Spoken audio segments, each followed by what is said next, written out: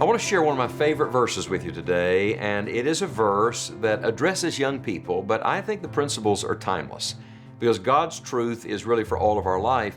And to be honest with you, the subject that we're discussing, finding God's choice for a life's mate, is really not an age subject, it's a stage subject. So you may not necessarily be extremely young when you're trying to find God's choice. That could come at any time, and God's choice for you, but the principles are the same.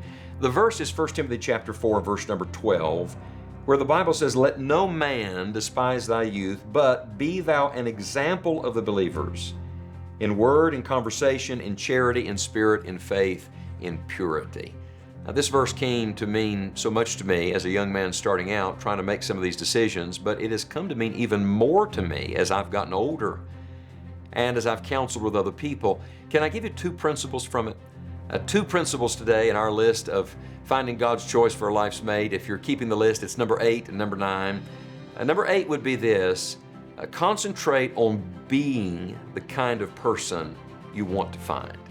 You know, some people are so intent on finding the right kind of person that they neglect to be that kind of person. And I want to just tell you, you don't get what you want, you get what you are.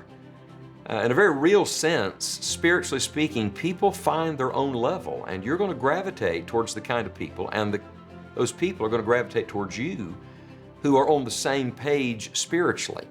So you want to be not just a believer, you want to be an exemplary believer. And if you'll be an exemplary Christian, then God will guide you to the right kind of person. For the record, you won't be a perfect Christian. Don't expect the person that you're talking to be a perfect Christian either.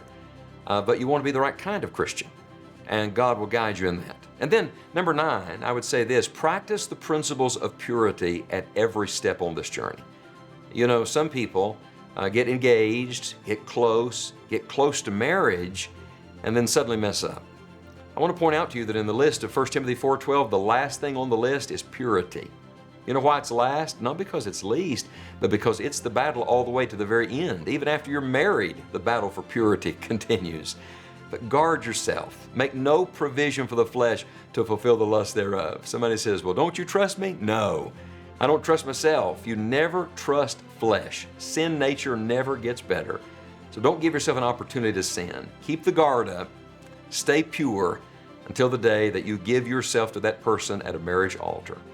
And you will do it God's way, finding God's choice for a life's mate.